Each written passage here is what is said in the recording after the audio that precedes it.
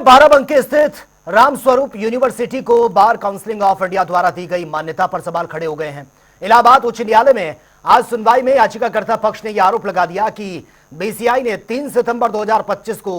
विश्वविद्यालय को रातों रात मान्यता प्रदान कर दी। और वहीं बहस के दौरान अधिवक्ताओं ने न्यायालय से कहा कि बार काउंसिल ऑफ इंडिया ने 3 सितंबर 2025 को विश्वविद्यालय की जिस गति से मान्यता पत्र जारी किया वो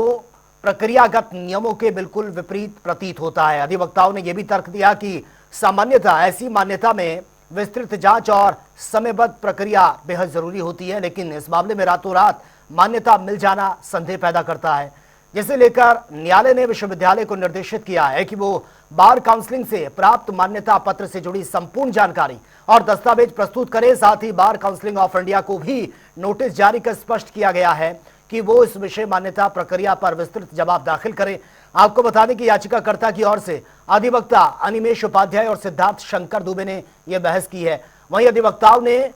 3 सितंबर 2025 को रातों रात मिली बीसीआई मान्यता पर गंभीर सवाल उठा दिए हैं, जिसे लेकर न्यायालय ने नोटिस जारी कर दिया है।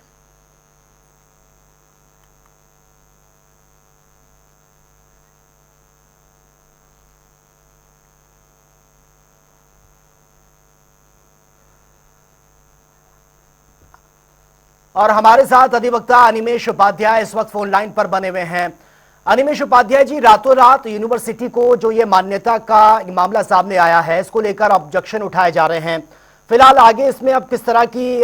कार्रवाई ये की जा रही है और किस तरह की मांग ये की जा रही है? देखिए, जो रातों रात यूनिवर्सिटी द्वारा मान्यता प्राप्त की गई है जी, इससे ये काफी संदेहपूर्ण है और इसी का संज्ञान लेते हुए कि ऐसा कैसे किया गया, क्या प्रोसेस फॉलो किया गया, क्या प्रक्रिया अपनाई गई, क्या प्रिंसिपल्स ऑफ लीगल एजुकेशन जो जिससे बीसीआई में जो जितने भी लॉ स्कूल्स हैं वो एजुकेशन इम्पार्ट करते हैं तो उनका फॉलो किया गया कि नहीं किया गया, इसका एक जवाब माननीय न्यायालय द्वारा मांगा गया है। तो अब इसमें हमारे यही है कि अब जो जवाब आता है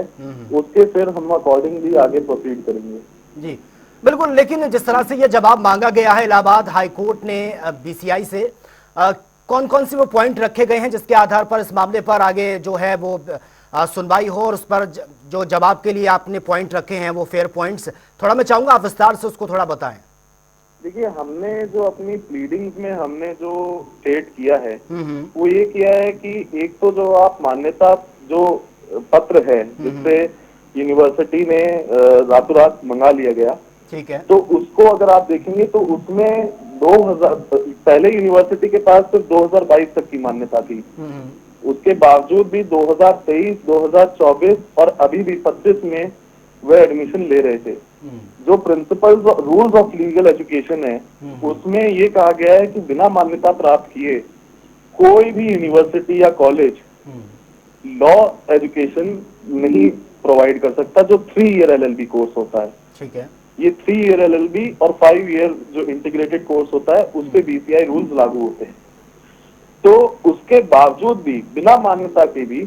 यूनिवर्सिटी लगातार जो है एडमिशन लेती रही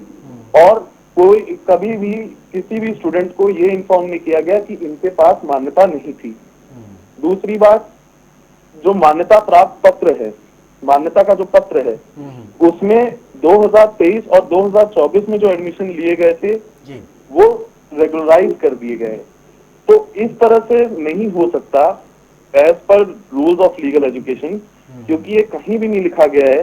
कि इसका रेट्रोस्पेक्टिव इफेक्ट होगा, क्योंकि ये जनरल प्रिंसिपल है कि अगर किसी सर्कुलर में ये एक्सप्रेसली या किसी एक्ट में जहां से ये सर्कुलर डिराइव करता है अपनी पावर,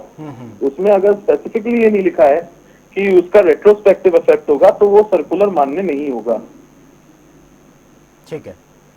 ठीक है अनिमेश जी, बहुत बहुत शुक्रिया आपका हमसे जुड़ने के लिए और बहुत अहम जानकारी आपने ये दी है। दरअसल यूनिवर्सिटी की मान्यता को लेकर ये पूरा विवाद है और बीसीआई से जवाब भी मांगा है और कोर्ट का भी इसमें इंटरफेयर हुआ है। कोर्ट ने बीसीआई से इस पूरे मामले को लेकर जवाब मांगा है।